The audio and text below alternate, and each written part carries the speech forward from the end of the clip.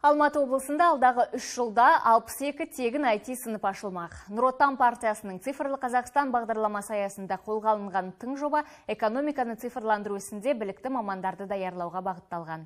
Жетісу өңіріне жұмыс сапарымен барған Нұр Отан партиясы төрағасының бірінші орынбасары Мәулен Әшімбаев мемлекет басшысы тапсырмаларының жүзеге асу барысымен жіті танысты. Жазғы демалысқа қарамастан бұл сыныптарда оқу қызу жүріп жатыр. Мектеп оқушылары бағдарламалау мен робототехниканың негіздері бойынша тегін тереңдетілген білім алуда. Нұр Отан партиясының бұл тың бастамасы жастардың көңілінен шықты. Заманауи сыныпта білім алып жатқан жеткіншектер болашақта жоғарғы технология саласында өздерінің тың дүниелерін ойлап табатынына сенімді. Бұл кәдімгі оқу бағдарламасындағы информатика сабағынан айырмашылығы ол күрделі түрде өтеді. Біріншіден күрделі тілдерді үйренеді бала.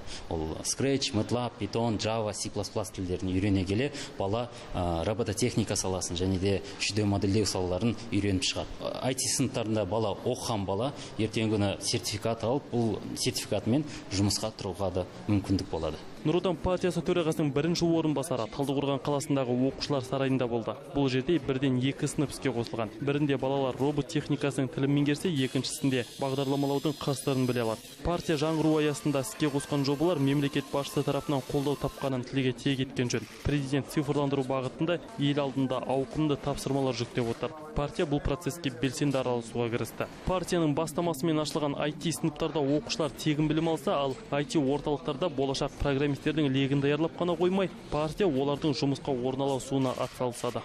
Қазіргі әлемдегі ең бір маңызды сұранысқа көп мамандықтардың бірі ол енді бағдарламалау мен робототехника екені белгілі.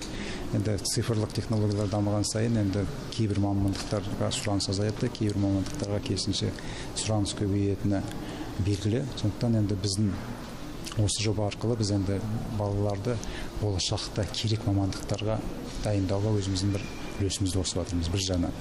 Екінші жағынан енді бұл енді біздің цифрлы Қазақстан бағдарламасының аясында цифрлы экономикаға кадр дайындауға да қосқан өзіміздің бір көмегіміз, өзіміздің бір үлесіміз. Сапар барысында Мәулен Әшімбаев өңірдің кәсіпкерлерімен де кездесіп, партия тарапынан кәсіпкерлік саланы қолдау мәселесін сөз етті. Партия шағын және орта бизнесті қолдау бағытында тың 2 жобаны жүзеге асыруды қолға алған. Сондай-ақ Нұр Отан партиясы төрағасының бірінші орынбасары партияның облыстық активімен кездесіп, елбасы алға қойған мақсат міндеттерді пысықтады. Дәуренбек Бақдәулет, Бақтияр Рзаев. Астана телеарнасы, Алматы облысына.